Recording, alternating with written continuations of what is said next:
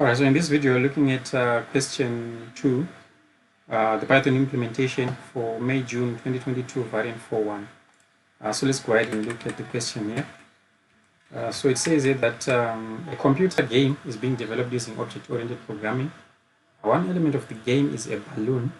This is designed as the class balloon. The class has the following attributes and methods. So here we have the class diagram with the attributes right here in this upper section and the methods in the lower section there. So let's go ahead and look at the requirements. So the constructor takes the name of the defense item and the balloon's color as parameters and sets these to the attributes. The health is initialized to 100. Write program code to declare the class balloon in this constructor. Do not write any other methods. Use your language appropriate constructor. All attributes should be private. If you're writing in Python, include attribute declarations using comments. So for this particular example, that's what actually is going on here, quite a lot really, I should say. You see that I have the, let me just zoom out a little bit. I have the class definition right there on line 1, is it? And essentially what I have in between lines 2 and 9 there are something called doc strings or documentation strings, is it? And essentially they just describe what the code is going on. Rather than that, really the code wouldn't even be that long if I just include the doc strings. I thought I could actually make these attribute declarations they are talking about here, so that you can actually get to have a feel of what they look like, if I should say. So you see that we have the constructor going on here on lines 11. So the line 11, that's the constructor header. So we are specifying that, of course, the first parameter is going to be self, then defense item, it's of type string. So this is an attribute declaration. Right? It's telling the Python interpreter that defense item is going to be a string, and also that color is going to be a string, is it? So these are the attributes that we have going on. Then it says here that for this here, the health attribute, it's going to be initialized to 100 inside of the constructor. So that's what we're doing on line 19 there. So we are setting the health to 100. And of course the color to the self.color and the defense item to the self.defense item as it were. So having done that, we can go ahead and copy this code and paste it inside of the evidence document. Then coming on to the next part here, we have the method get defense item, which returns the defense item of the object. So we have to amend our program to include the getter for defense item. So let's go ahead and look at the implementation that I have going on here. On line 23, so here we are defining the get defense item. And here we have this arrow function, or rather this arrow syntax going on there on line 23. So essentially what this does is it's simply going to tell us the return type for a particular function or a particular method as it were. So here we are annotating that it's going to return a string, right? So that's what that arrow, that right arrow means there. It's actually a hyphen or a negative sign in the greater than or angled bracket as it were. So of course you see that we are going to return the defense item for that particular object as it were. So of course you go ahead and copy the code and paste it inside of the evidence document. Then coming on to part C, we have the method called change health that takes an integer number as a parameter. And it's going to add these to the health attribute of the object. So we have to amend our program to include the change health method. So let's go ahead and look at that going on line 32 through 39. So there we have the method header on line 32 right here. So for change health, it's going to take a variable called change of type integer. Remember type annotations. Then it's going to return nothing. So essentially this is just a void function as it were. So that's why you see the return type is none right here. And we are simply going to use this syntax right there on line 39 whereby, so instead of having to write self.health is equal to health, self.health plus health, what we are simply doing, rather plus change, we are just changing self.health to using this short circuit assignment as it were. So let me just show you what the alternative would actually look like. So we would say self.health would be equal to, if I could type health correctly there, would be equal to self.health plus change.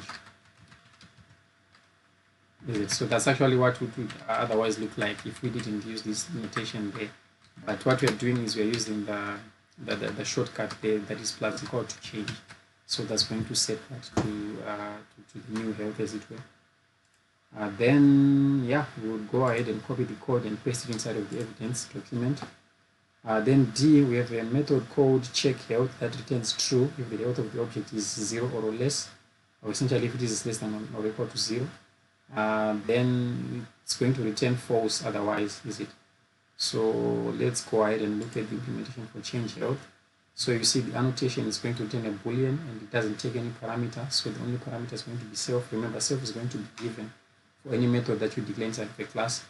Then the return type is going to return health if it is less than or equal to 0, is it? So it's going to return a false right here. So what you're doing is true if the health is less than or equal to 0, then it's going to return true. Otherwise, it's going to return false, is it? So that's what we're saying right here.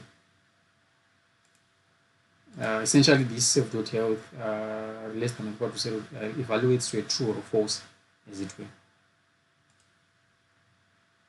Then we are to amend the main program to take as input a defense item and color from the user. Then we are going to create a new balloon with identifier balloon1 using the data input.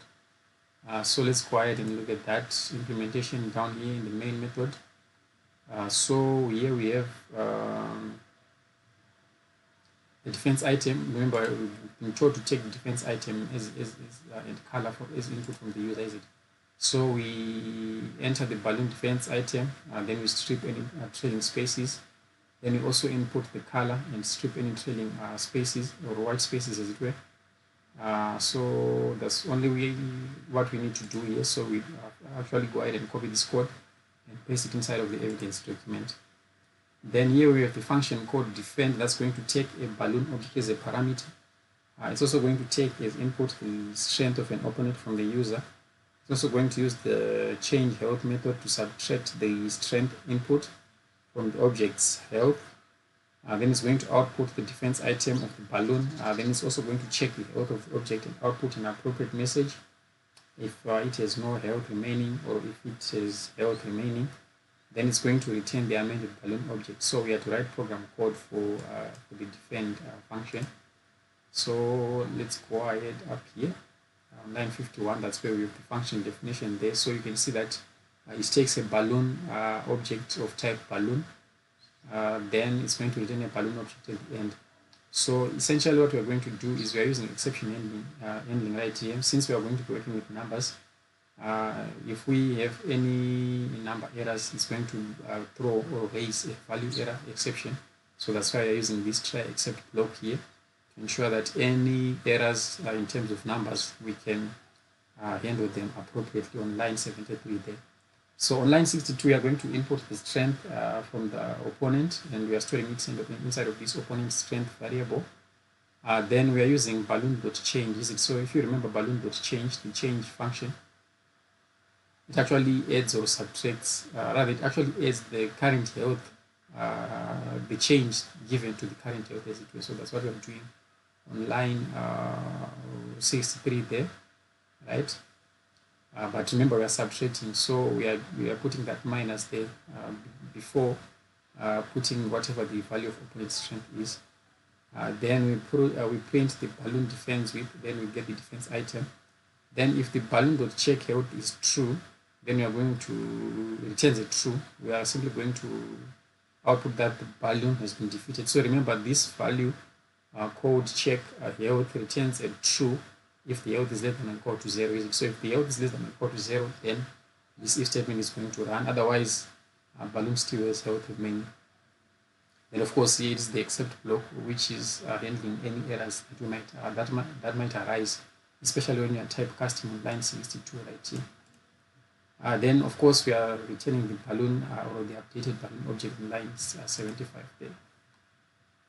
Then moving on to G item 1, we are to amend the main program to call the function defend.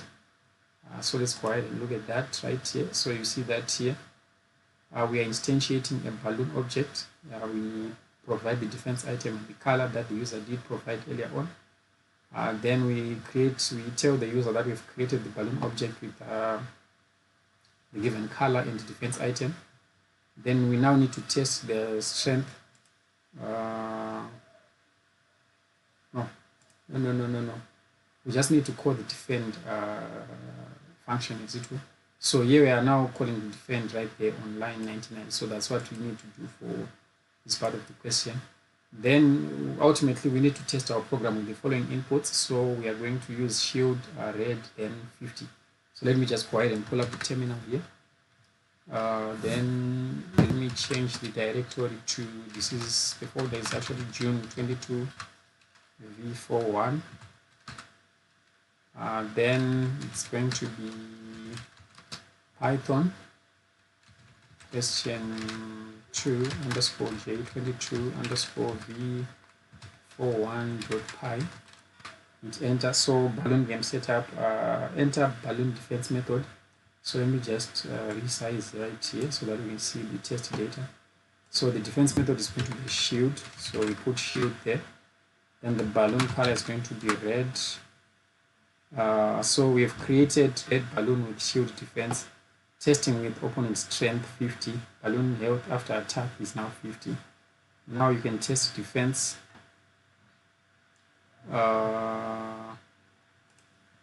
Let me put 50 again, or maybe 20 right there. So you see that it says the balloon has been defeated, is it? So of course we'll go ahead and copy this code and paste it inside of the evidence document as it were. So yeah, that's just about it for implementation for question 2. I'll see you in the implementation for question 3.